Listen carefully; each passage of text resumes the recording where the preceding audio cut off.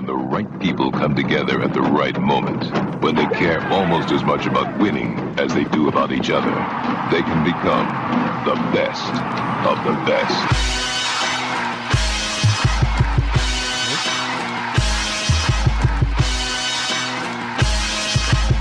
Welcome to the best soccer show. The best soccer show in the whole world. Here we go. It's the best soccer show. Jason Davis, Jared Dubois. Thursday night action. Thursday night heat. TNA. I know it's like a wrestling thing. We have some wrestling fans. When you in say the TNA, besties. you think of wrestling? No, I don't. I was trying to avoid going in that direction immediately, but I was going to use wrestling to come around to that. But I know we've got some wrestling fans among the besties over in the Slack, which you can get access to by joining the Patreon at patreon.com/thebestsoccershow. And the bonus shows, which are very fun these days. Very, very good these days. Nicholas Soup and Salad always has some fun times to talk about on It's amazing what he hasn't done. I know. Did dude put lime juice in a Corona or something? I remember what he did, and all of a sudden it's like his world is changing. He's like, anything's possible. That is exactly what happened. He was mentioning it again. So we had this. I posted to the Patreon, a post, not a bonus show, nothing like that. Just a post like, hey, if you're not in the Slack, join us in the Slack. The Slack is super fun. You should be in the Slack. And then I said something like, first person to describe Nicholas Soup and Salad's favorite place to drink a beer wins 1,000 bestie points, which I don't know exactly what it's like going to Chuck E. Cheese, right? 1,000 bestie points gets you a little whistle or something. In the shower right? while he cries. But I said, it's first person, and immediately somebody was like, oh, a driveway is the best place to drink a beer on the planet. I don't know if it's the best, but it's where Nick does it. Drinking beers in open garages. I can't tell you last time I drank a beer in a driveway or a garage. That does have a vibe, though, right? That's an energy. I can get behind that energy. There's a vibe there. I guess I don't have cul-de-sac culture.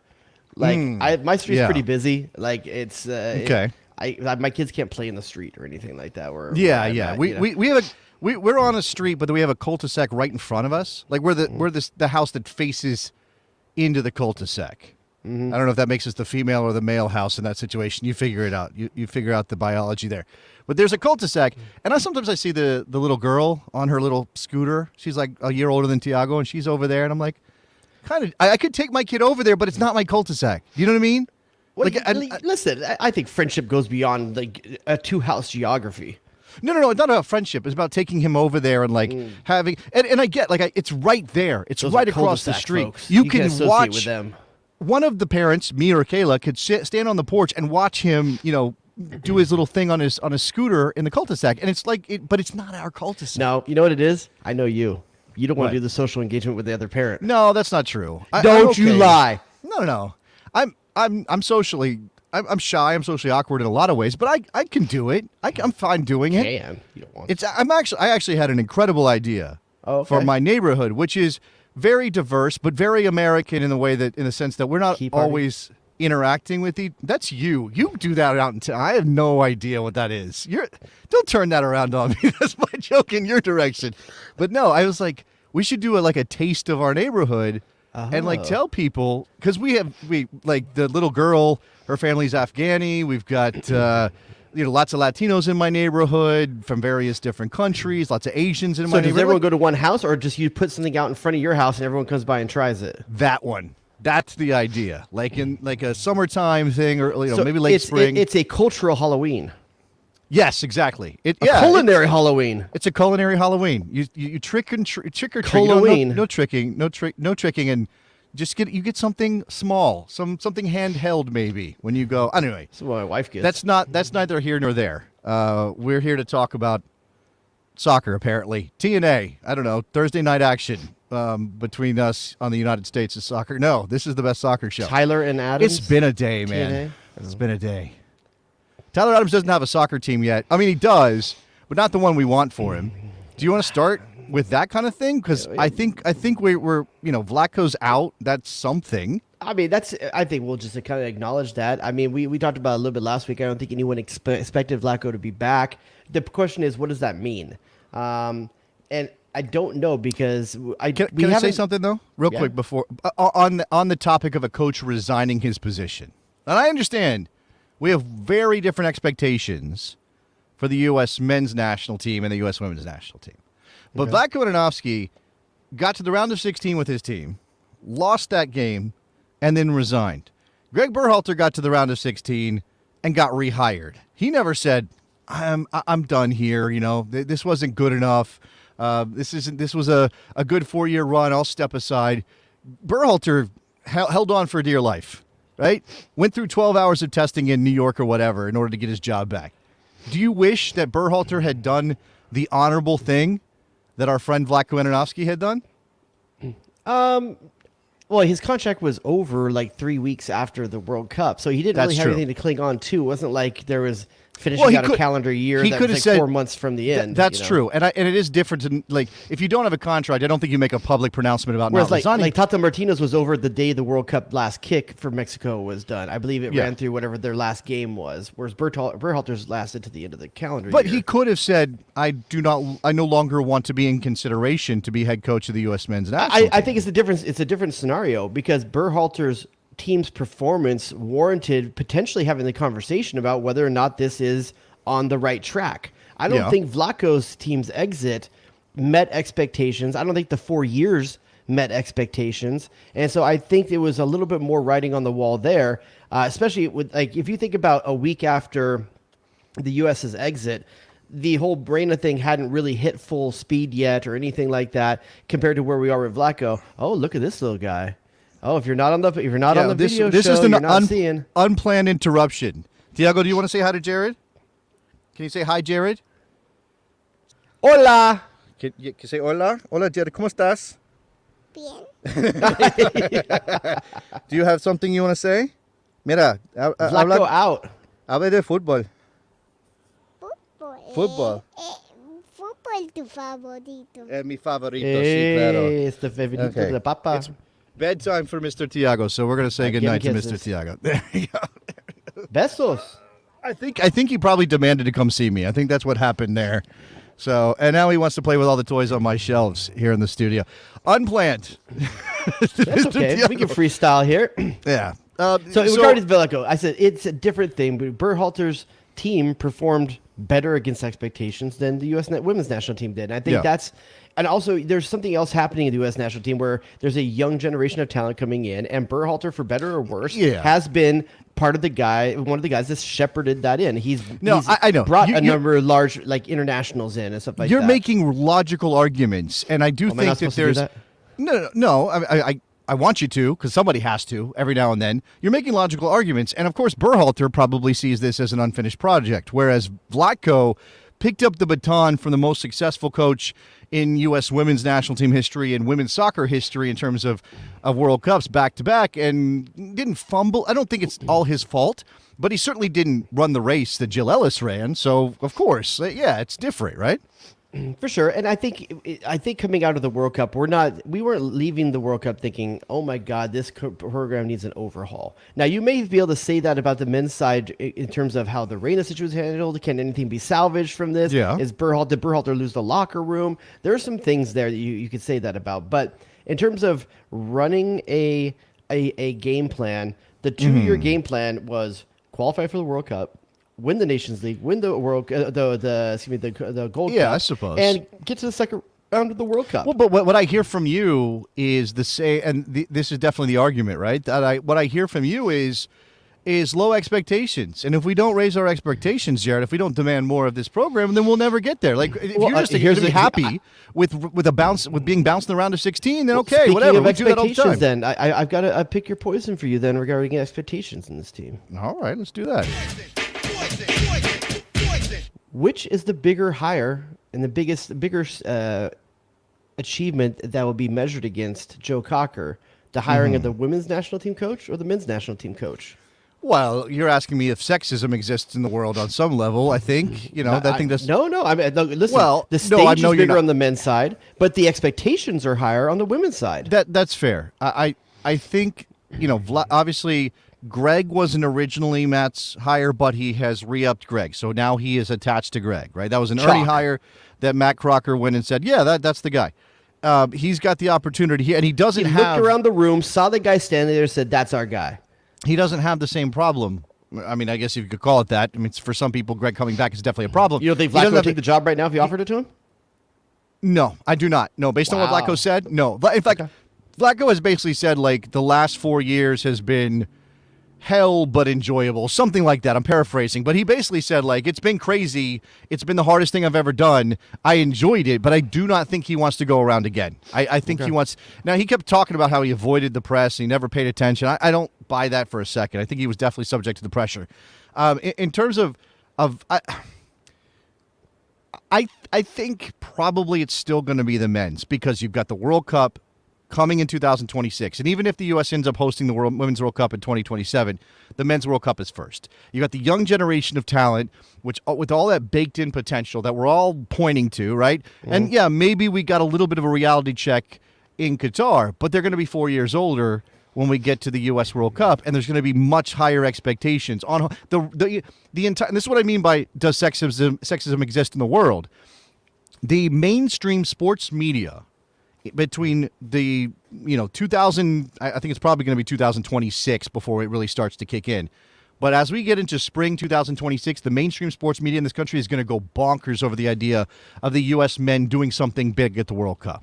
Right? Maybe not winning it. Yeah, sure. Because even they aren't stupid enough to think the U.S. men can win the World Cup right now, but they're going to be sitting there chomping at the bit, and every hack sports writer in the country is going to write a column if they get bounced in the round of 16 about how they wasted the World Cup and soccer will never make it in America because they botched an opportunity on home soil. So Crocker is going to be measured by that hire more than the women's hire, even if the women, fail in 2027 again.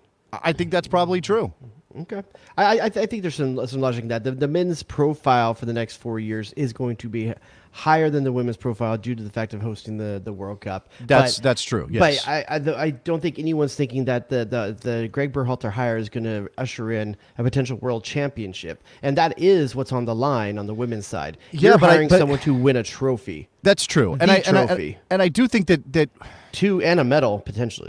There are some words here I ought to be careful with in terms of mental health. I don't want to get accused of using words willy-nilly, but I think there are two things happening in an American soccer brain right now when it comes to the U.S. women's national team. There is, for smart people, for intelligent people, for people who know the game a little bit and have been following the U.S. soccer cabal that's keeping Greg Berhalter propped up as a instrument of evil. Sure. Yeah, they wear robes. They get together. Tuesday nights? Is it Tuesday? Did you hear? The Stupinati? I think I might have missed the last meeting. They might kick me out. There's this two brains thing happening, right? Two ideas in the same head, and one is the U.S. women's national team is the dominant force in women's soccer, and anything less than a World Cup title is a massive disappointment, and we are absolutely going to go pitchforks and torches if we don't win. While at the same time, there's this sobering recognition that the world's getting better, and that there's every reason to think that it's going to be harder to win World Cups going forward. And just because we were dominant for so long doesn't mean we're going to continue to be dominant. And now our margin for error is so much smaller, and that's not a bad thing in the big picture sense, right? We want a more competitive women's world soccer environment. But you need a coach that's going to usher in that new that's going to match what the world is doing, not look backwards at what we've always done. Bridge us from our talent wins out in every case, no matter what happens with tactics and formations and things like that, to someone who can operate the U.S. women's national team within an environment where their talent is matched and their tactical acumen needs to improve. I want a coach that's going to look at 25% of the players based off what they have as a skill set and say, you guys need to go to Europe. Just because maybe that skill set is better there versus another skill. I want someone that's going to embrace pushing players into outside their comfort zones. And I don't know that the women's team in the U.S. has been that way. You would like Jurgen Klinsmann to coach the U.S. women's national team? Is that what I'm hearing? That is a leap. That is a leap. Do they even have helicopters? Hold on. I actually invoked his name on my radio. Jared Dubois. You didn't Are say you it 3 aware times, of did you? my radio show? Do you know about that radio show that I do? Yeah. Do you know about it? You heard about it? No. WNBC. WNBC. Grumpy Ginger? By the way, man, Grumpy. Thanks, bud. That's very nice of you. Well, you're kind of a frosted ginger these days. I invoked. I don't think of myself as ginger at all, but thanks. I got some in that beard. Oh no, it's there. I just, I usually think of the hair. No, if you shaved your beard, I wouldn't say it. No. Although, if you look at Mr. Tiago in the right light, he kind of does have a little bit of red action happening in the hair. So, and it works for him. It's like a highlight situation. It's natural. It's lovely. I invoked Klinsman's name for this reason, for the idea that you're having someone come in. Now Klinsman, obviously, Orange County resident and all the stuff we know about his California mentality. But there's an idea of it. In Germany right now. I don't know where he is right now. There's an idea of an outsider's perspective, right, or an international perspective on American soccer. And look, we've had foreign coaches for the women's national team before. Pia Sundhage, Tom Sermani, who lasted like 2 years because basically the players were like, he's too easy on us. We need somebody to push us, which is interesting, right? We've had a little bit of that, but I think the argument's going to be something similar, right? Vlatko's not American, but he was made as a coach in an American system. Laura Harvey's out there, I hear, word on the street, campaigning for this job, and she's not American, but again, she's got that sort of American soccer background. What do you mean doesn't matter? I don't matter if she's American or not. I don't think that the U.S. needs to be coached by. I don't think it's the same way. I think the American men's team has more of a need to be coached by an American than the women's game does. I think the men's team, there has to be certain realities about what this team is, who they are, that has to understand the American sensibility a little bit. I think the women's team, you need someone that's going to pour gas on a fire and elevate the team to something. But there's an argument. And so I think Jackie just mentioned it.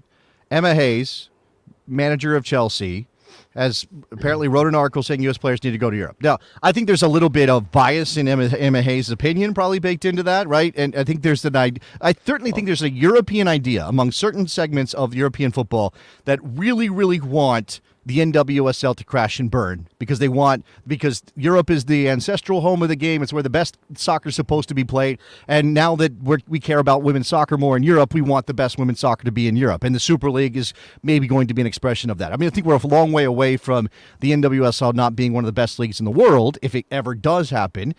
So I think there's a bias there. But Emma Hayes probably does have some good ideas in the sense that, and again, this is what we're talking about. You're suggesting we need somebody to light a fire, where there's plenty of people who would say that just like male players in America, female players in America, women players in America don't get the tactical education that they need, that their technical ability and also there isn't the bias. Is not good enough. You always hear about the men's side, the bias. That's why men don't get this shot in Europe. There's this bias. That doesn't exist with the women's team. Like, if you're not going to a European club, it's because you don't want to, or you're not good enough. It's not because there's a plague around the American name. I suppose that's true, but I do think there's resentment. I don't think it's like, oh, American players aren't good enough. Obviously, that's not true. You don't think Europeans resent Brazilians? They whooped up on them for 40 years. I don't think it works the same way. I think the psychology in the women's game is resent the U.S. women's national team for its success. Really? Because, again, they exist outside. America exists outside the traditional soccer power structure, right? It's exhibited in different ways, but the anti-American bias, which, again, is not maybe nearly as strong as it used to be, comes from that idea of you Yanks do football, you Yanks do other things, basketball, you don't do our game, right? And I think that the U.S. women being dominant in the women's world of soccer creates resentment on the part of Dutch people and English people and Spanish. Not all of them are like that, but some of them are. Some of them think hide your chat real quick. Hide your chat, Rick. Don't look. I'm not looking at the chat. Did you see what was written the last two? No, I'm not. I'm looking. I prepared a small game for you, and they would be ruined if you saw the last. I'm looking away from the chat. Well, I think you just hit private chat. You hit private chat, and you won't see it. I can't. But if I do that, then I'll. Okay, whatever. I did. I did. Is Jurgen now I'm going to say mean things to you in the private chat. Is Jurgen Klinsmann A, the technical director of Bulgaria? Oh. B, the head coach of South Korea? Or C, unemployed? Okay, unless he got fired He's the head coach of South Korea. Okay, you said you didn't know what he was doing. So I forgot. I did remember. Right. I did know he's that. head coach of South Korea. Because I remember the story. They was trying to turn Son into a holding midfielder or Yes. something. Yes. They were freaking out about that. Like, how do you take one of the best attacking players in the world and say, still has a "You know job." what? You're a 6. You're a 6 Somehow now." still has a job even That's after hilarious. Yeah. I forgot about that. I mean, none of this is specific in terms of who we think should coach this team, right? And unlike the men's job, I don't think this is going to quite. Now, there could be a disappointing candidate, right? There could be, especially among people who very much know the landscape of women's soccer. But I think that the list that includes names like, obviously, Serena Vigman's going to be on the list for people who people want to get the job, even if maybe she's out of reach because England's going to give her half the Queen's money because of what she's done. In fact, I was told today, Spanish coach might be available. I heard today, ay Dios mío, I heard today that England may have given Serena Vigman a semi-promise that she might get the men's job when Southgate leaves. What? Which I don't know what to make of that. Like, is it I patronizing? would love to think that that's true. Is it real? I hope it's real. I don't hope you're not really messing with her head. I think the English public is so stoic in thinking about what does the national team do. They are so caveman in terms of how they support their teams. There's no way. They can't even accept minorities on their teams. Let's hold on. Let's not. And they're their best players. I think They can have their best player be a minority and not like them. This show is happening in America, right? We're not subject to any of the libel laws that are on the books in the old UK. Like, I just want to make sure we're not going to Piss off. Get brought into the what do they call it? I don't know. They wear wigs in there, and whatever the courts are called in England. Powdered in cocaine. Snuff. I just snorted. I heard.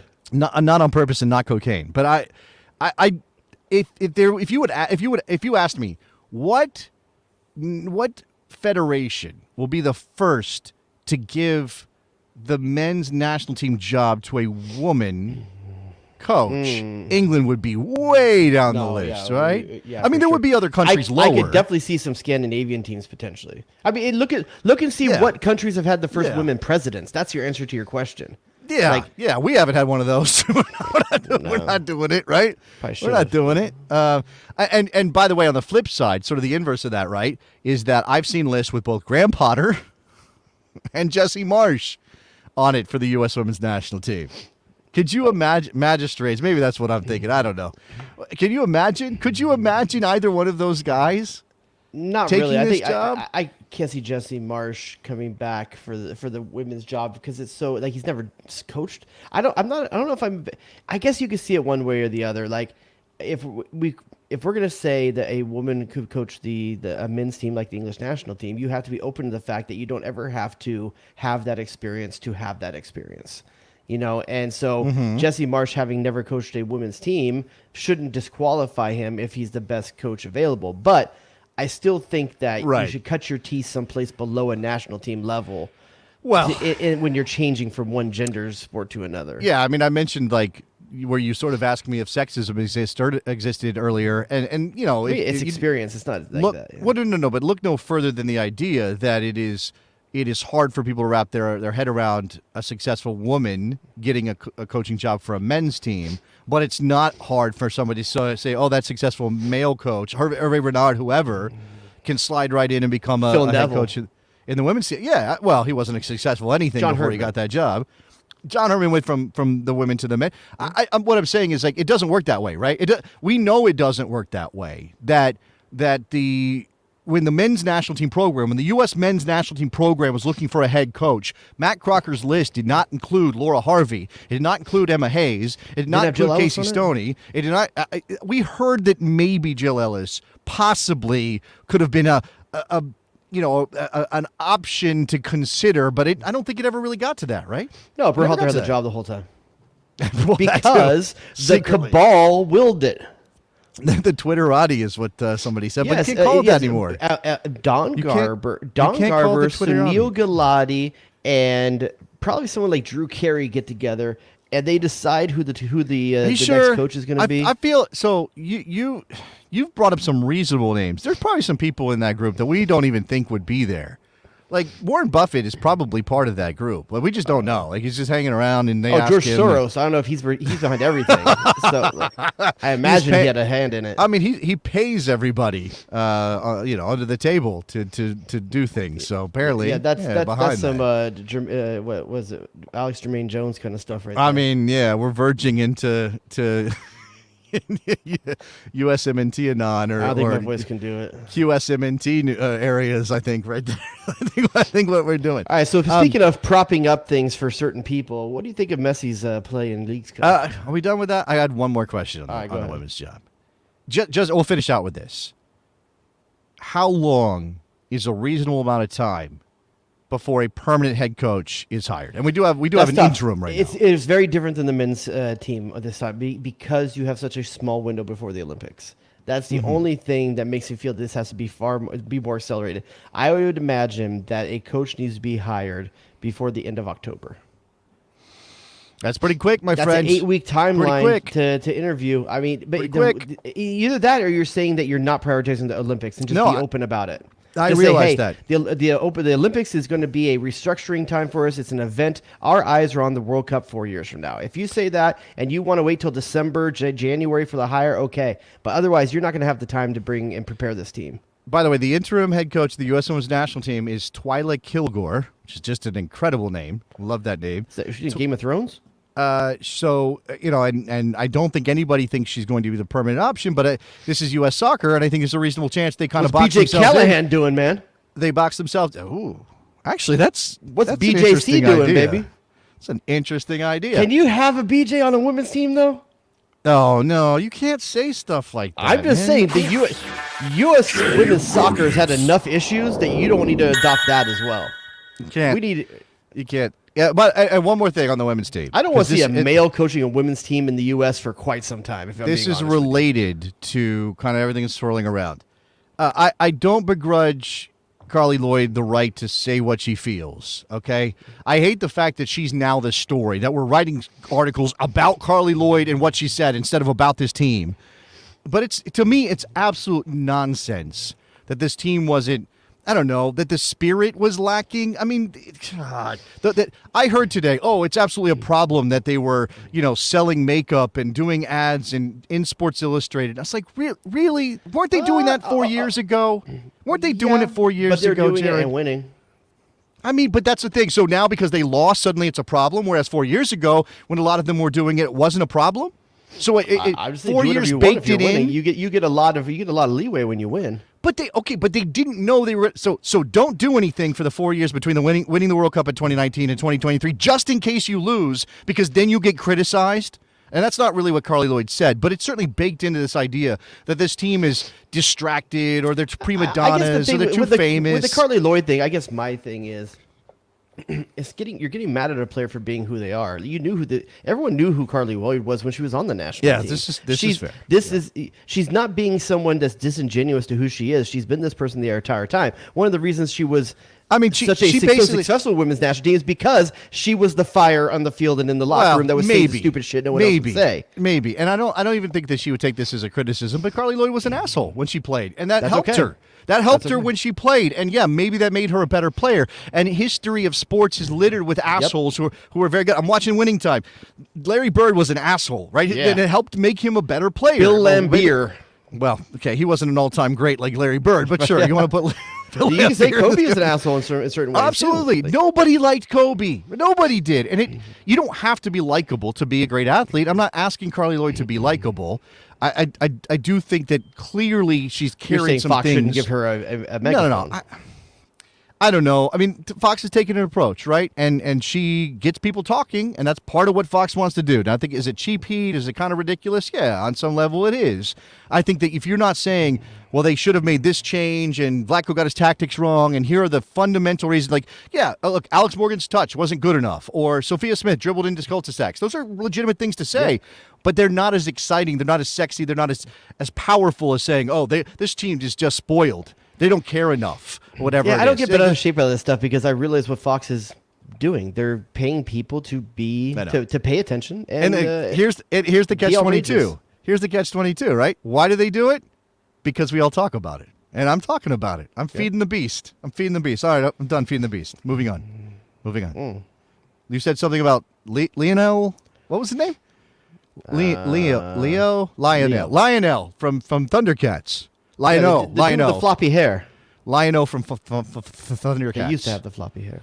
So what is this about Lionel Messi? Well, I mean, obviously you've heard the league is propping him up to make sure that he wins the League's Cup, right? That's what's happening here. Well, so this is funny. In terms of conspiracy theories, right? There is definitely the anti-MLS American soccer fan who might see this as bending the League's Cup to the will of Lionel Messi to put him in this final by allowing him to play. I guess, and that's what's happening. Ain't nothing else. Dude just played. And then there's the Mexican soccer fan base.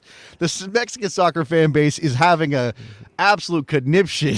They're going bonkers over this. Yeah, they wasted a month of their season. The whole thing was fixed, Jared. It was all a sham. It's all a sham. Even though Hani Mukhtar had a perfectly good world-class goal taken off the board in that game against Monterrey. If Mexican fans wants to say it's a sham because they played not a single game at home. That's fair. That's a sham. Absolutely, that's a sham. Travis Shamrocker. All the other stuff, the travel. Guess what? Our teams do that all the time. You know, they do. They go home every couple games. Yeah, it's not like they go bing, bing, bing, bing, bing across the country 4 or 5 games the way that Monterrey had to do it. But sure, yeah, that's true. Yeah. But also, I don't think the league paid Andre Blake to be out of position on 2 goals, the first 2 goals for Miami. No, I honestly think that it's not usually the way I think about things, but I think Messi just paralyzes players. Like something about being on the same field with him makes them just go dumb, right? Like he's in the vicinity and they all suddenly can't remember their names. They're like, what am I supposed? Am I a soccer player? What's going on here? Andre Blake, yeah, man, you would expect him to make both those saves, both of those saves, the Joseph goal and the Messi goal. Yeah, I mean, it's just the positioning wasn't right. He shouldn't get beat from that far out on Messi's strike. The Joseph Martinez, I feel like that was a savable for Andre Blake. It's a savable shot, and I think unfortunately, I don't think Philly. I think Philly fell to the storyline in that first half. 1 goal goes in early, and first of all, their game plan's out the window because that was not their game plan. Their game plan was obvious to play on the counter the way Philly does, absorb pressure. I don't know if they would, but not the way Philly does. 2 strikers is usually not 2 strikers, not the way not in the 4-4-2 diamond, not that way. Jim Curtin also got. Jim Curtin was afraid of Messi too. He got the googly eyes and he didn't know where he was and he played the wrong team. Absolutely, he did.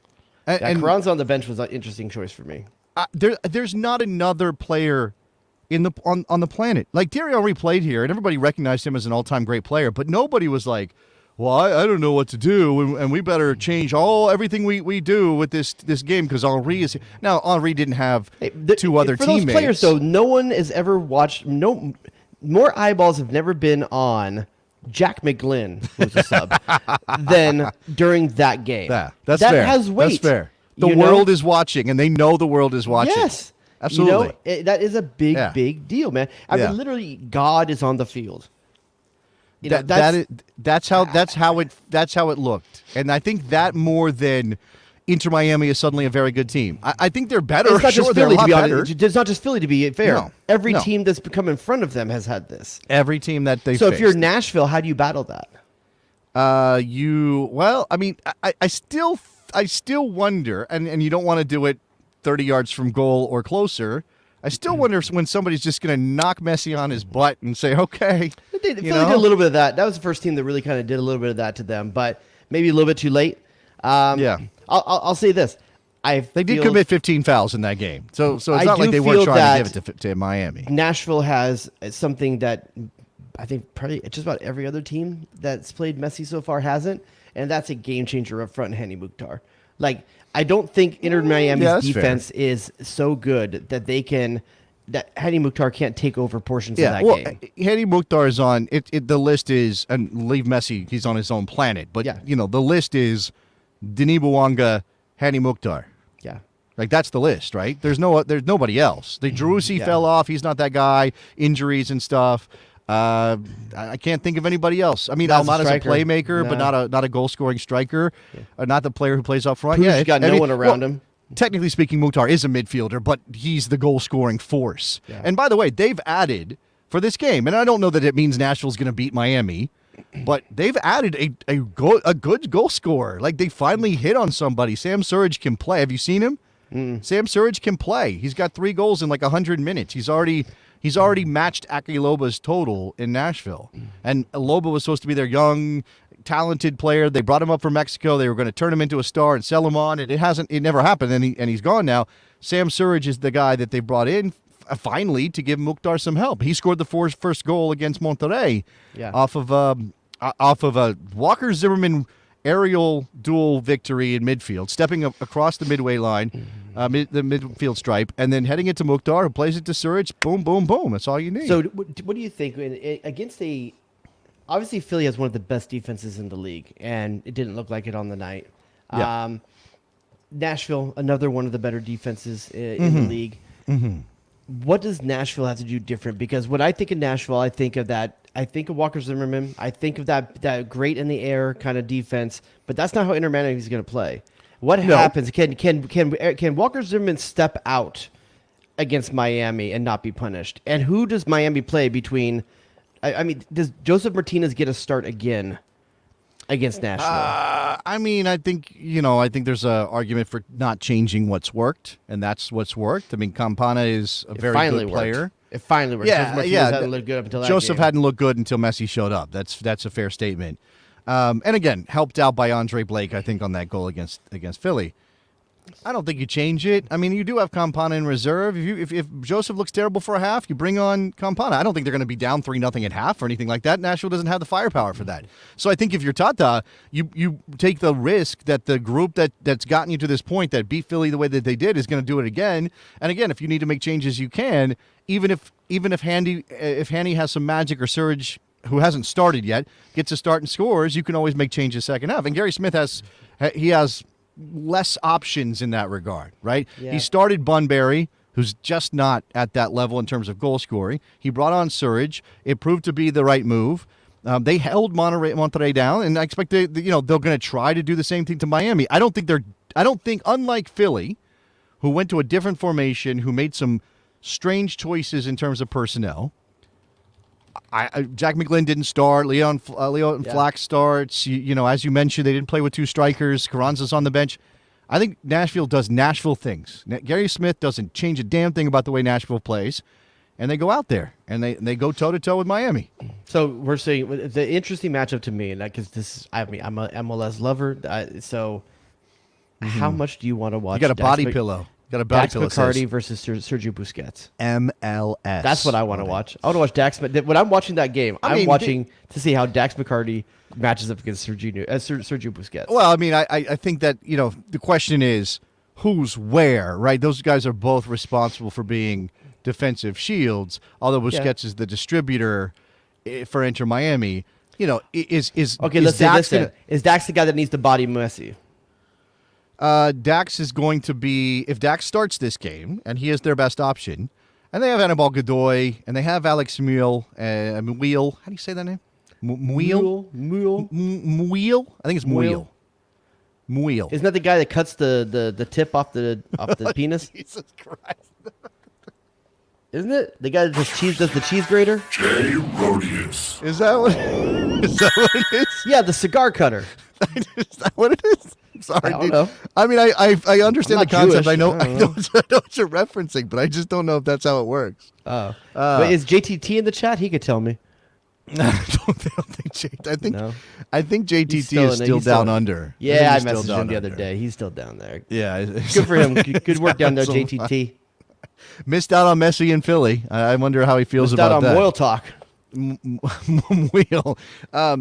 It doesn't have to be Dax, and it's a good point, by the way, that Busquets doesn't sorry, that was the pronunciation guidance there. But Busquets doesn't defend. He's just a deep-lying distributor of the ball more than anything Yeah, but also else. if Dax McCarty's having to track to Leo Messi, you're going to have an opening in midfield. I mean, you're pulling your central defensive midfielder pretty wide on a lot of occasions. Messi's playing, and they're playing him as a second striker, like in Miami. They're playing him as a floater. He's Messi. He can go wherever he wants. Pablo Maurer has a really interesting piece at The Athletic, where he talks about how he decided to, or maybe he was assigned to be a photographer for the game. Saw that in Philadelphia, right? And obviously, Pablo's an excellent photographer, an incredible mechanic, an excellent photographer, a very, very, very, very, very good writer. I hate him. Guy's got too many talents. Like, just stop it, dude. It's too much. He said, Lionel Messi walks 80% of the game. He doesn't do much. He just kind of, and again, in addition to he floats. In addition to being awestruck and that impacting the performances of his opponents, I think the guy lulls people to sleep. You're just like, oh, he's walking. He's not doing anything. And then, boom, when he makes a decision or he floats into space and you were like 2 seconds ago, that guy was right here on my shoulder. It's not like he's fast. You just kind of go, what? What happened? He scored a goal. He scored a goal against Charlotte where he was like 8 yards from goal, 10 yards from goal. 4 guys around him. Nobody marking him. Nobody marking him. And I know this is being used as a cudgel against MLS quality. And yes, definitely MLS defending needs to get better. And the league needs to let teams invest in defenders as they do in attackers. But I just think Lionel Messi has a magic. Stopping someone spending $1 million on a defender. That's true. But if you get rid of some roster designations, wouldn't be. Teams choose not to do it. You're right. Because there's a premium attached. I'll say this though: the most impressive thing to me about what Miami's doing is not necessarily Messi, because he's doing what you expect. Yeah, Robert Taylor is Taylor. Holy when's the last time we had a lanky ass player like Robert Taylor burning up Major League Soccer? Oh no, I remember it was the dude that was up in New York. No, the dude up in New York. Oh, the dude with the prematurely gray hair. John, somebody help me out. Staten Island Messi or whatever his name was. Yes. Staten Island, whatever his nickname was. I don't know why I can't remember his name. Prematurely gray. Played for the New York Red Bulls. Someone's going to coach it. That guy ended up coaching the Red Bulls second team, the reserve team that was in the USL for a while. And John Wolyniec, dude. That dude was like that. You think what about Dave Vandenberg? Dave Vandenberg. Going way back, Dave Vandenberg. Remember Dave Vandenberg? Yeah, I remember Dave Vandenberg. Yeah. Who else? Clay Goodson. Clay Goodson was a defender. I need a winger. Tony Santa, lanky ass winger, right? Lanky ass. Don't you dare invoke Santa's name as someone that's not. You make it sound like you. When you say lanky, that's awkward. Santa was a freaking. No, lanky is long. It doesn't have to be awkward. Okay, I think these are great athletes. Obviously. I love me some Tony Santa. Tony Santa was the best, but I actually think Tony Santa a better athlete than Robert Taylor. Robert Taylor's just about any player that's ever played for the U.S. To be honest with you, that's probably could play any fair. position on the field. Shout out to Tony Santa. If you listen to the old guys tell you about Tony Santa, if you don't know about Tony, go watch the 2002. And then go World read Cup the Guardian article on John O'Brien that just came out this week. Yeah, that just came out. Doctor of Psychology. But Robert Taylor, dude, like no one has cashed in more on Messi other than Jorge Mas and Beckham than Robert Taylor. This dude looks like a world beater. I love that there's a dude who plays for Miami in Major League Soccer whose name sounds like he's part of a law firm who plays for the Finnish national team. And I think I looked this up. I think his dad was playing there or something. His dad was an English player. His dad played for I just love the fact there's a Finnish dude named Robert Taylor in Major League Soccer. That's just the Major League Soccer ass thing. I mean, so good. So good. But that dude's been a revelation. And I'll be honest with you, I think John Redland's stepped up his game since Messi's been there as well. I mean, I see him running out more plays than I remember him running out before he got there. And that could also be the Phil Neville effect as well. They may have been tired of playing for Phil. By the way, Phil brought on for some television work in the aftermath of his stint with Canada. I think Phil Neville, I think that face is made for TV. I mean, the guy played at an incredibly high level. For sure. I know he knows the game. Absolutely. Whatever you want to say about his brother's coaching one of the best in the media game, Yeah, but that doesn't necessarily mean that he's going to be the same as his brother. I think that's, what do you mean? You think the other Golic isn't good? No. Is that who you want? That's who you're invoking? I actually don't know other brothers who are both analysts in the same sport the way that the Nevilles are. Somebody's going to tell me. This is the message, right? Foreign fans are all Messi is having fun and MLS is wild and entertaining. US Euro snobs are saying Messi proves MLS sucks and MLS fanboys are being super defensive. Foreign fans are more fun to talk to. This was never going to be a winning argument here. There's never going to, because either he struggled and US is retirement league for players that are over the hill, or he's going to come here, be Messi. Same as it ever was. Tear up the league and be like, same as it ever was. That's level's not high enough. Was there like a perfect level? Was it like, oh, if Messi scores 4 in his first 8 games, then that's just enough to say he's still pretty good, but MLS isn't trash. Like, I'll tell you, the only time this worked in our favor, the only time I remember it ever working in favor is Zlatan Ibrahimovic, because Duke came over, dominated, then went back over to AC Milan and did it over there as well. Yeah, and he had just come off the injury. Yep. So it kind of like he kind of had a fresh. That's the only time I remember us getting the capital in return that was necessary. Yeah, man. I don't know. I'm not too worried about that. I will say that anybody. I like this from Tom. I'm just going to enjoy this moment when the best player ever is in our league. But how much would you enjoy this moment for, Jason? How much would... Well, I'll get to that in a second. I was going to say, this is very much lines up with my thoughts about the Messi versus Ronaldo nonsense. And I get it. Debates about who's the best are part of sports. We do it. I mean, it's... now it's Jordan, LeBron, right? Whatever it is. So, Brady, Montana. I don't know. Are we arguing about that? Is that not a thing? I get that it's part of it. I don't think Brady has a key equal. No, probably not. I know. Yeah. But I still think that the idea of, Messi or Ronaldo missed the point that you should just watch them both be incredible soccer players and do things that were superhuman, right? It wasn't even like, oh, they're both really good. No, it was like we were watching gods play soccer. It was that level of greatness. So, of course, I think we should just, enjoy it and not worry about it. Here he's playing mortals, not titans, and that's okay. Sure. Yeah. Okay, this is what I'm going to say. The bullshit, I'll say a bullshit. The bullshit that's out there where there are not anti-MLS people, Euro snobs, what do you want to call them? I don't know what the right label is. American. Those people who say things like anybody who says MLS is a top 10 league is an idiot, as if there are a lot of people saying MLS is a top 10 league. There's not a group of people, a large enough group of people to matter that are saying MLS is a top 10 league in the world. It doesn't exist. It's a straw man. You could argue it. I don't think there's a lot of people legitimately arguing it. I really don't. And that's because... I think there's people you can walk up to right now. Is the Russian Super League or the MLS better? And some people would say MLS. But I don't think the... what about the Belgian League? But if you're aware, right? So it's the top 5. There's no question about the top 5 in the world, right? And then we can talk about the championship, right? And then we can talk about Portugal, right? We talk about the Netherlands, right? That's 3 right there off the top of my head. We're already up to 8, right? And then you could go to Belgium, and then I wouldn't put Greece, but then you can go to Belgium, right? And then you can talk about Austria maybe, and then you could talk about Denmark perhaps, and then we're still in Europe. Like we haven't even left Europe yet, and I'm already 11 or 12. Mexico.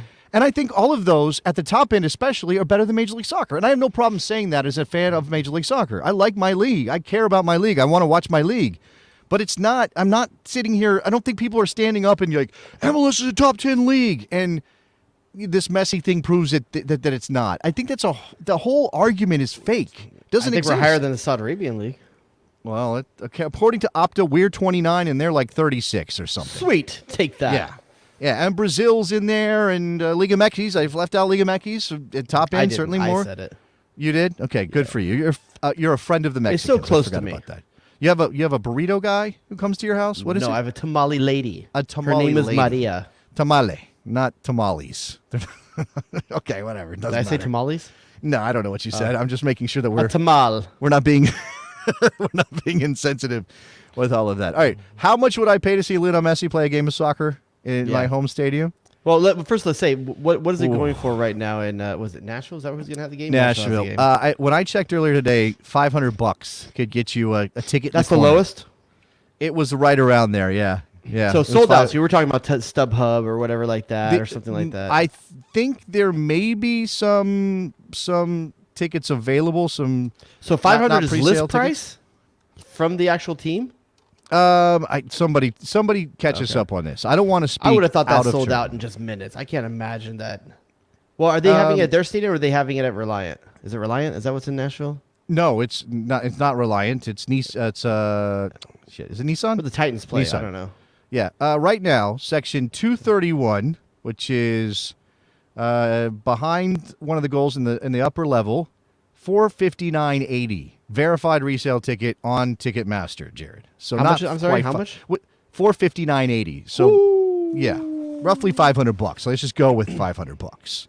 So would you pay $500 to see Lionel Messi play a game of soccer? No. Okay. There's not many things I would spend $500. I don't think there's a sporting event that would spend $500. Maybe the World Cup for the USA's game in a couple years. So that's what I said.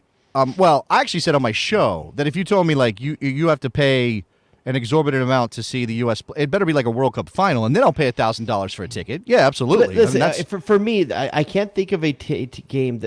I'll say this: the game I would pay the most money to play that is actually going to be played would be one of the U.S.'s home games at the World Cup.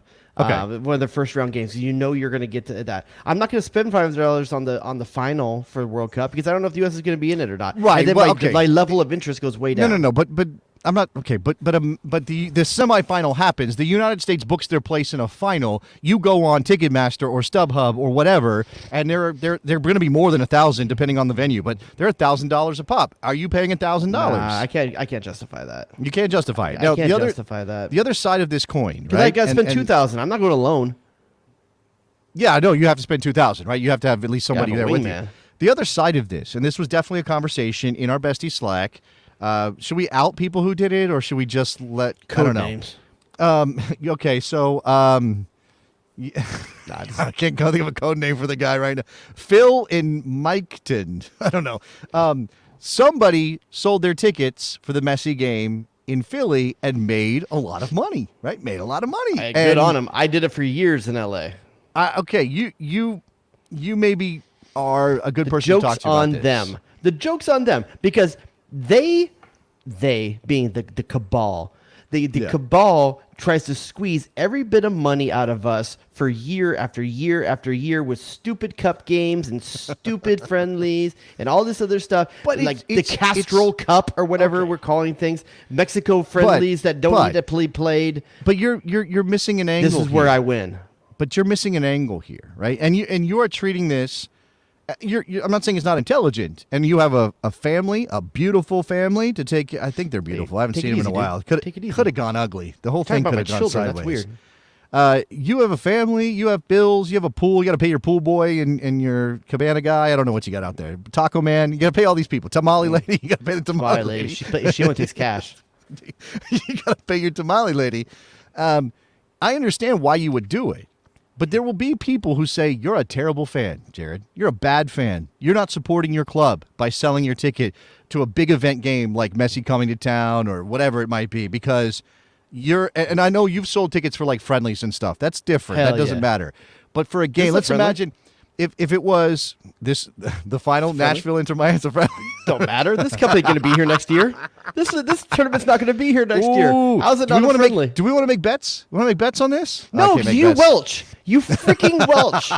You don't come in through on your bets. So no, I won't bet with you. I can't. No one will take my bets anymore because I never paid up on the beard bet. No. Okay. All right. Maybe make bets with the listeners then, with the besties and the people in the chat.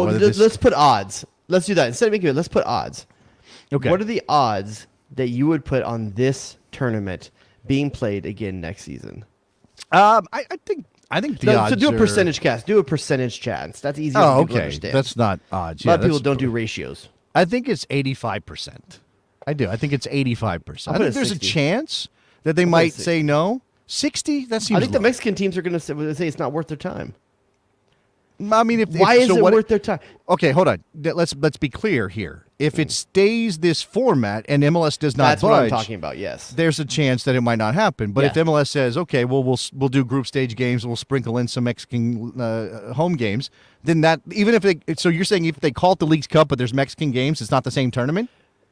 I guess I was saying this tournament in the way it's played this season will not exist next year.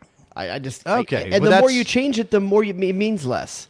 You know, well, but I don't think that's true. With it. I don't think that's true if you're adding home games from the Mexican teams. If you completely change the format in dramatic ways, yes, it's a different tournament, and it's not the same. I think because of Messi in particular, I think they were always going to make money off of this. I think they were always going to get attention off of it. I think the bump in the Mexican media alone is worth it for Major League Soccer. The Messi thing's making it more successful than it would have been. And maybe you could argue the Mexican clubs and the Mexican owners would say, "Oh, this is terrible for us. We look like crap. We don't want to look like crap." But I think that they're smart enough to know that this, on the whole, is a good thing for the Mexican League, and so they're going to just say, "Well, let us save some face by giving us some home games." I'm tired of pulling Mexican soccer on my back. I'm tired of pulling them into the 21st century with us. Carrying them. Yeah, they can keep their homophobic chants and their the fact that their teams have to have 20 sponsors on their belly to make money. Keep it to yourself. Don't paint the entirety of Mexican football. Don't come up here, you carpetbaggers, and try to take our money. Don't paint the entirety of Mexican football with the same brush, Jared. That's not right. Oh, my bad. That's not right. There's not all of them are out there doing the chant. I mean, that's true. I'm serious about that. But so what I'm saying is, well, I would say let's make the peer pressure a little bit stronger on the ones who are. Then you're making light of this tournament, which I get. That's your prerogative as a Galaxy fan. Because were you guys in this thing? Did you play games? I don't remember. I wouldn't say we were in it, but we played. You played. Okay, you did play. And you guys You guys just signed some striker, Billy Sharp. Everybody you could think of. Oh, Billy Sharp. I actually don't mind that signing. But, okay. Well, okay, let's imagine it's not Diego Fagundes was the big one. The League's Cup, right? It's a competition that Jared Dubois has respect for. Let's an MLS Cup final or it's an MLS Cup playoff game. Doesn't mean a final. It's an MLS Cup playoff game. And Inter Miami and Messi is coming to town, and you know that your tickets are going to be worth beaucoup bucks if you put them on the secondary market. For sure. Are you selling them? Absolutely. You're not thinking, I need to go to support my club, or I need to sell these to a Galaxy fan to back my team, that I'm hurting my team's chances of winning this very important game? I had season tickets for the Galaxy for a number of years. They've got my money. I want it back. But it's not about that. For the last 10 years but you're that Chris Klein pissed on my club, they owe me. But again, you're equating the club. I mean, you're thinking about this transactionally, whereas... Again, if we want to be a real soccer nation, we have to think of ourselves as part of the club, right? We have to be passionate supporters that don't just give away our tickets or sell our tickets at the first chance to make some money. That we go the extra mile. Did you miss the tattoo where it doesn't say on my arm "till I die"? Listen, you can support your club however you want. I'll support my club however I want. I'll tell you what I want is cash in my pocket. What if some English bloke is like, "Oh, you're not a real football fan"? What if that English bloke is like, Can't even understand him. Don't know what he's saying. He's talking about Cameron Vica or something. I don't know. All right, so you got no issue. I don't measure my worth by a dude with an accent.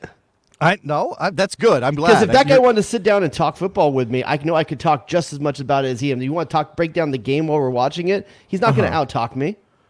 Yeah, well, he would probably, first thing he would say is like, "I can't believe you call it soccer. Me. It's called football, mate." That's what he would say. Okay. Suck it. It's called soccer. Suck it. It's called soccer. That's on a T-shirt. By the way, I hate put that on a T-shirt. I hate put it on a T-shirt. It's called soccer movement. I freaking hate it. It's no. I don't care what you call stupid. it. I don't like the marketing campaign. It's called soccer. Like there that is thing one that's going on. Yeah, like you see it all the time, like shirts and like commercials that were during the I World know Cup that there is stuff. I see. Just like pushing back against where Americans call it soccer. Stupid. It's what the English people do in reverse, and we don't like it, and it seems petty when they do it, but we're going to do the same thing. Again, I don't care what you call the stupid game. I mean, it's not a stupid game. It's an amazing game. I don't care what you support call it. Call it whatever you want to call it, as long as I know what you're talking about. That's how language works, right? People realize that, Listen, right? Anybody who wants to keep a $1,000 ticket for themselves and go to the game and support their team, I support you. But those of you guys that want to sell it, I say good. Make that money, baby. All right. Even if your stadium is going to be filled with Lionel Messi jerseys, as far as the eye can see. By the way, have you spotted? I'm curious how far this is spread, though. Have you spotted Messi Miami jerseys in your area? No, not at all. Not a single one. Not a single one. I think people don't understand how omnipresent the Mexican club culture is. But that doesn't mean that you can't also be a Messi fan. No, but I mean, when you walk into shops, even like you might see one, but you're not. it's a 200-1 in terms of Club America, Chivas, Cholos, Cruz Azul. Like that's what you're gonna see when you walk around. No, I get that. And you'll see, and honestly, as a Galaxy fan, you'll see a lot of LAFC. I have seen kids in particular wearing Messi jerseys in Puerto Rico, which shouldn't be. Puerto Rico's not really a soccer place, but now the younger generation likes it more than the older one, just like here. And I saw Messi jerseys in the mall in Puerto Rico. By the way, the mall is huge in Puerto Rico. The mall's basically dead where I'm at.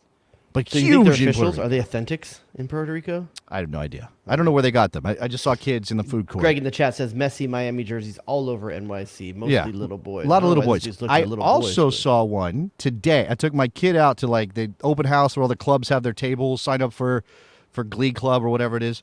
Sign up for Crew. You guys have sign Crew? up for? You guys do Crew? I live in a know what that desert, is? Jason. How am I going to have crew? No. You guys don't have water? Our crews, if you say you're in a crew in my area, it means you graffiti under the bridge. It's the different kind of crew for sure. Yeah. You might break dance. So wait, hold on. There aren't a bunch of white kids with oars running around here? No. That's not a thing that is. If you look in the next room, the white kid in the next room is the white kid in my neighborhood. My kid's school is extremely I went to diverse, back to school but night it last does have night. crew. I went to back to school last night, and one of the teachers walked up to us and said, "Oh, and who's your child?" And we're like, we said our kid's name, and she's like, "Oh, I thought so." I could tell. Yeah. Like, what are you saying? What are you trying to say? Yeah. I went to the open house. My kid's in high school. He's going into his sophomore year. Check out all the clubs, buy your PE gear or whatever. And I saw a kid wearing a Lionel Messi shirt. And I was like, okay, yeah, it's everywhere now. High-fived him. No, I didn't. That would be creepy. That's not how you act. How what do you do? And, I mean, you've got little kids. You can still kind of be gregarious One of them's 13. and overbearing. Huh? One of them's 13. Yeah, that's still not high school, my though, kids right? are terrified that I will embarrass them because I constantly threaten to do it. Uh-huh. Yeah. So to the point that when I'm actually genuine, they're just waiting for their shoe to drop around their friends. They just assume I'm going to do something embarrassing, and that's okay. I like them on guard. Yeah, just man, that's like Damn, dog, that's inappropriate. Yeah, Jason said Hoover in the shack. Hey, Jared, you're gonna have plenty of water coming away with a hurricane that's coming my way. Yeah, no kid. I'm playing a disc golf tournament this weekend, 2 days worth, and it's gonna be like 80-mile-an-hour winds. I don't have the plastic for that. You're not playing in the disc golf tournament in 80-mile-an-hour winds. It's not happening. Well, they haven't canceled it yet. So as of right now, I'm playing a 2-day tournament. That's because you guys don't understand what a hurricane is. I mean, I know you guys have weather and like things happen and droughts and things, but that's not you can't go outside in 80-mile-an-hour winds. I'm banging chains, dude. You can't. Actually, what I'm doing is I'm banging trees at 80 miles an hour. Isn't there a scene in Caddyshack? Is it Caddyshack? Yes, electric. The fire. Isn't it like lightning? the priest is playing, the bishop or something is playing Yeah, golf, something the like best that. the best round of his life in a hurricane or something like that. Yeah, it's like that. I'd love to see some video of you just trying to bang chains at 80-mile-an-hour winds. You would love to watch a video of me trying to bang chains with no wind. I can't do it. I'm not great. You're gonna throw the chain. You're gonna throw the disc, the frisbee, the whatever it's called, the platter. You guys, whatever you guys have. You throw it and it comes right back in your face. Boom. That's called the MTA. Well, if you try, there's actual Guinness Book of World Records called maximum hang time. Wait, MTA, maximum time aloft. That's what it is, I think. Where you throw it in the air, you see how long you can live in the air, and you have to catch it when it hits back down. Wait, after starting the show with TNA, I didn't know where we were going with MTA. Something different. Yeah, something different. All right, just a couple minutes left in our bonus area of the program. Tyler Adams still didn't have a team outside of Leeds. I guess. I don't know. Where would he go? 13 days until the window closes? Bournemouth was most recently. Now there's speculation that maybe they made a good bid at his buyout, but now the date is passed, so it no longer is good. There's a lot of weird rumors going on around that. Phil Hay, who covers Leeds for The Athletic, has been out there saying that there is that buyout was a thing, but it doesn't go all the way up to the window. So if you didn't come in at 20 million pounds rather, ahead of that date, then you're going to have to negotiate with Leeds. And I don't know. I mean, one of the things they said, one thing that was reported with the potential Chelsea move is that that Leeds didn't like the way Chelsea wanted to structure the payment. I don't know if that's true. Again, Tyler's injury is a thing. I think they saw the opportunity to get Lavia and Caicedo. And it's like, we can deny Liverpool the second best option by taking him ourselves. Man, I really would. Do you want Liverpool to come in and save Tyler? Do you think that would be good? I mean, here's the thing: if I would not begrudge or be disappointed in him playing for a caliber of Jurgen Klopp. If Klopp wants to bring you in, it's for a reason. He has a very good track record of spending appropriate amount of money on appropriate talent. Now, of the last couple of years, that hasn't been able to keep up with the spending and the talent that's been elsewhere in the league. But I feel like he's a good shepherd for a guy like Tyler Adams. Yeah, I think that's probably right. I think I would trust him to. Instead, they bought a 30-year-old from Bundesliga, a Japanese 30-year-old, or something like that. For $19 million instead of $20 million for Tyler Adams. So I don't know what that says that you're going to buy a player 6 years older. Again, but I think it partly has to do with the fact that Tyler's probably going to miss at least 2 more months. Yeah, I think that's what we're hearing. So if he's missing 2 months, and that's too many games to sacrifice. If you need somebody to put your now, money on the line. So when Fabinho's gone and Henderson's gone, you got holes, right? Mm-hmm. Jurgen Klopp's got some holes, Jared. You got to fill those holes. Yeah, it's going to be a tough season for them. Serginho Dest, maybe a lifeline at PSV. Ernie Stewart to the rescue. Like Ernie Stewart is coming in to be the savior for every American that's having a problem moving. You want to talk about a cabal? That's Matt Crocker getting on the phone. Yo, Ernie. Can you get our boy I don't know how Matt Crocker talks. I mean, Joe Crocker. Ernie, you left a Pop-Tart in this drawer, and also can you get Dest a job?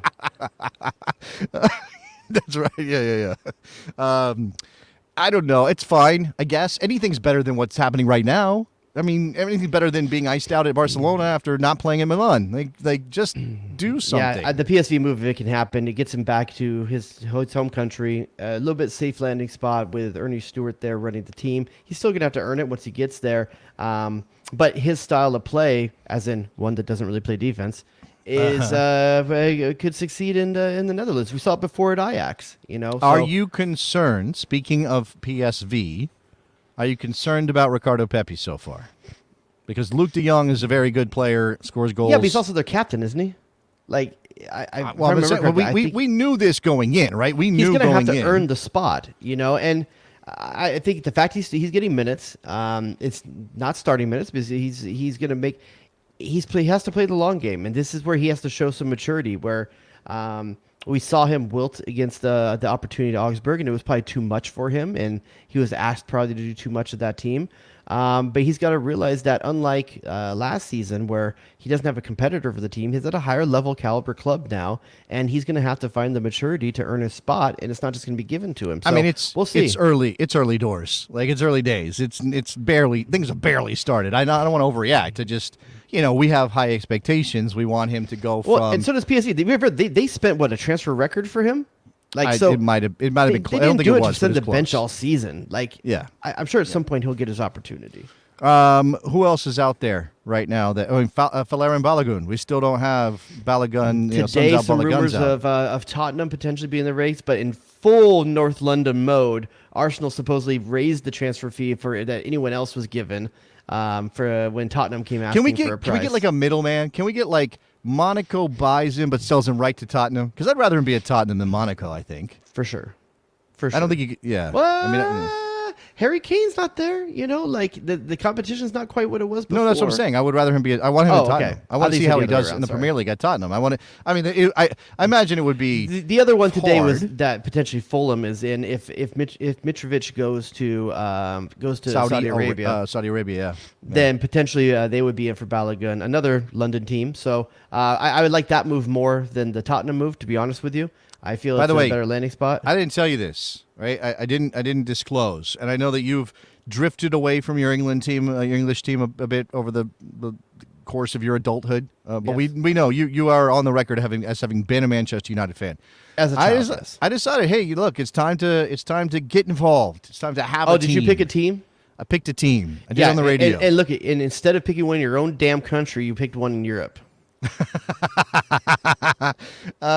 Well, everybody says the Premier League is the best, and I should watch the Premier League every Sunday or Saturday morning, whatever it is. That's what they say, do they? That's what they say. Say Premier League is great, and I might as well be invested, right? All right. So who'd you pick as your hometown? Do you want to team? guess? You want to take a guess who I picked? Who do you think? I'm gonna guess. Okay, knowing Jason Davis, Yeah. He can't pick one of the big four teams because he can't be seen as a bandwagoner. No, definitely not. He can't pick someone that's not going to be there next season because then he's not going to follow him when they go down to the next level. I wanted to mitigate that risk, absolutely. So yeah, I think you picked a team that will get you a little bit of exposure and cred, but not quite sell it out. I think you went with like a West Ham, someone that has enough history, but also like is that hold on, is that Conference League champions West Ham United? Is that right? Do I have that right? Didn't they win the Conference League? You don't know what that is? That's like the league. It's your team, not mine. No, I didn't pick West Ham. I'm not a hammer. I'm not. I think it's bubbles. in that range, though. I can see you being in somewhere in that range. Well, maybe like maybe a Brighton. So I'll say you are. If we're talking geographically, you are very warm. Absolutely, you took Fulham. I did take Fulham. Yeah. Oh, full America. I mean, it was right there. It's the easy choice. It's you know what? fruit. Support who supports you. You right? Who supports Americans? Right. Fulham supports Americans. Who loves us most? Right. And this is what I meant. They love us enough to give Breck Shea money. Is it? Again, bringing it back to wrestling. I don't think it's TNA. I think it's AEW. Why do you keep saying this? Shad Khan, the owner of Fulham, owns the wrestling. Shaka Khan is a team. Shaka Khan. I would definitely be a Fulham fan if Shaka Khan was the owner of the club. 100%, I'd be on board for that. No, you're right, though. It's kind of hard to deny the American history at Fulham. And the two Americans that are there now, and hopefully more Americans in the future. And I don't have to feel like a sellout. I don't have to feel like I'm just jumping on a bandwagon. Listen, any team where you show up to their stadium, there's a bar in American's name. Hey, you're welcome. Yeah. Where everybody knows McBride's name. Sure, that too. Yeah. So now I just need someone to pay for me to go to Craven Cottage so I can watch a game and be a full-on Fulham fan. Get your Fulham Till I Die tattoo and make sure someone sees it, and I'm sure you'll get a yeah. I just wish they had a slightly better nickname. Like the nickname thing is Cottagers is not terrible, I guess. Well, Cottagers is one of their nicknames. Right? Okay. Don't they have? Because Craven Cottage is there. Don't they have another? I mean, it's just like everything else in England. You call them by the color of their kits, their uniforms, like the reds or the blues or the whites. The Lily. Isn't there a team called the Lily Whites? Somebody's gonna know this. If I was them, I would refer to my stadium as Full House. Everywhere. Okay. Well, then you have to rename the pub like Tanner's Pub or something like that. Nobody wants that. We want Brian McBride. No, the name of the club is like, you got it, dude. And then Uncle Jesse sings the national anthem. They don't do that in England. Do they? Uncle Jesse and the what was the name? What was the name of the band? Oh man, I don't know. Jesse and the Streamers or Screamer or something like that. I mean, come on, right? Yeah. Dang it, someone in the chat's gonna know. Wait, is Morgan still in the chat? She'd know. Morgan, is Morgan here? Morgan left us. She doesn't come around anymore. She was in the chat first thing this tonight. I know she was. Shout out to Morgan. By the way, living her best life. Want to see some good Messi photos? Go check out Morgan's photos. All right. Morgan's great at taking photos. I want to talk about something real quick before we get off the air. And we talked about this, Jared. The maybe Rippers. Tacking it on the end. Jesse and the Rippers. Tacking it on the end of the show. So I haven't decided yet, and I'm going to edit this together, but probably you're going to hear it on the podcast feed. I have posted a chunk of my conversation with Hercules Gomez for my new project, which is called One Shot on Frame, which is a YouTube show where I ask the guest to bring a photo from their past. We talk about what that photo is of and the story behind it and who they were at that point in time and what it says about them. And when's my episode?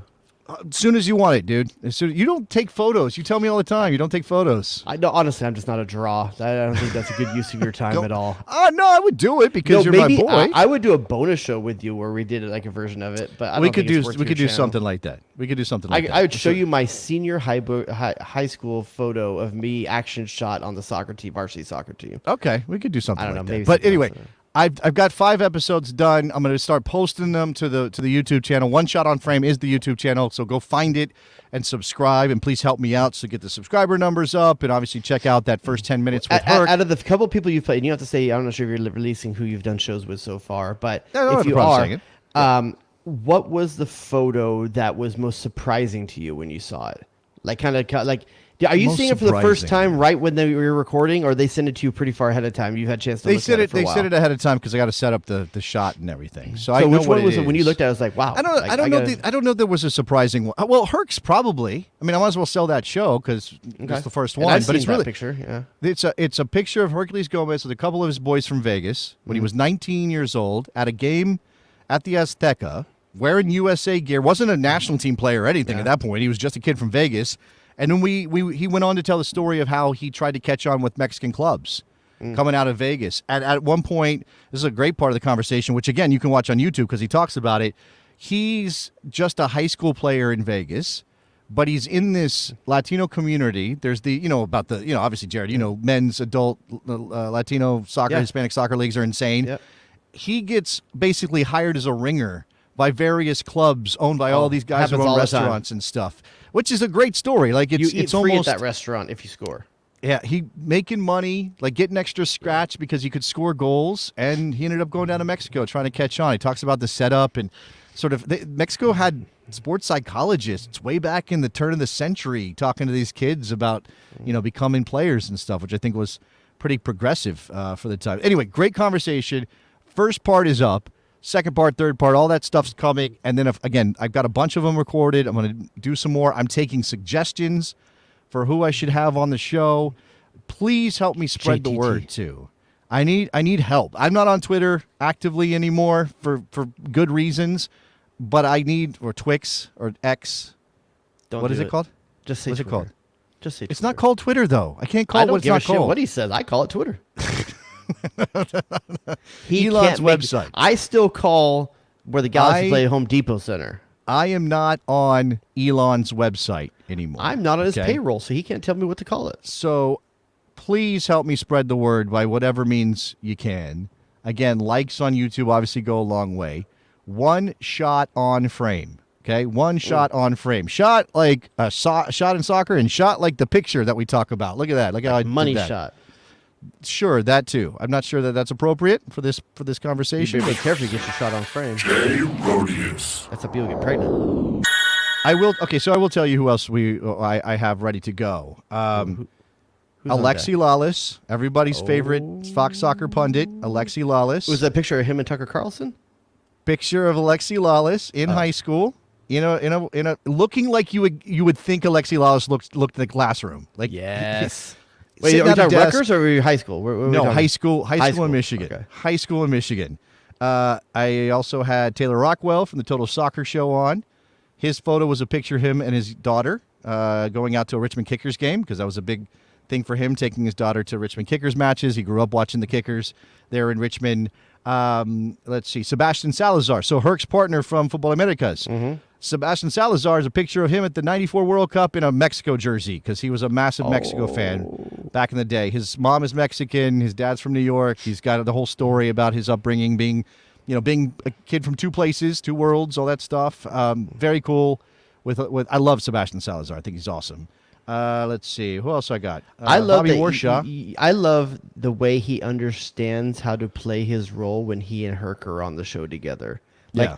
if you're watching, you may think like, oh yeah, Herc steals it, but Sebastian is 100% okay with that because he's very, very good at his job. Yeah. Like he Yeah. makes Herc better. Yeah, they're very good together. So check that out. One shot on frame. I'm thinking about putting some premium stuff up, and that should be coming shortly. But obviously, the more people that get on board now, the better it's going to be down the line, and more stuff I can make. And I do like one day I do want to have Jared Dubois do a one shot on frame. One day, You know everything about me already. Again, the idea behind this, the whole thing is that some of these people I've known for a long time. Some of them don't know quite as well. But the idea is for us to learn about them because I don't know that everybody knows Herc's story going back to when he was 19 coming out of Vegas. And he Wait, talks so a did lot about. anybody have a picture so far that wasn't soccer related? Oh yeah. Bobby Warshaw brought a picture from a wedding he went to with one of his best friends. And if you know Bobby Warshaw, you know where that conversation got weird because that's who Bobby is. So there's that. I think and Alexi, it wasn't a soccer shot. It wasn't a soccer shot. It was just him in a classroom as a teenager. So there's that. Okay. Yeah, one shot on frame. Check it out. Any other business, Mr. Dubois? No, check out the bonus show. Check out Patreon, to get the bonus show over there. And looking forward to some U.S. men's national team talk here shortly, as we should get a roster in about a week and a half or so. Who we playing? Oh, is it a good team? Are we playing a great team in September? I think it's someplace like where Barat's from or something. Is it a place where there are more goats than are people? Is that what we're doing? That's uncalled for. Is that uncalled? You said Borat. That's come on. I thought you were talking about Scotland. No, that's sheep, not goats. Oh, There's my a bad. difference. No, Uzbekistan and Oman. Oh man, such big challenges Titans. for the U.S. men's national team. All right, that's going to do it for us here on the United States of Soccer. No, I did it again. It's called The Best Soccer Show. It's been a long day, man. I'm very tired. I have to go write a column now. Can Nick put together the clips of all the times you've done, a montage of all the times you've done that? Do you want to live in my brain and see what goes on there? Because it's a mess. It is a mess. All right, we'll talk to you guys next week. Bye.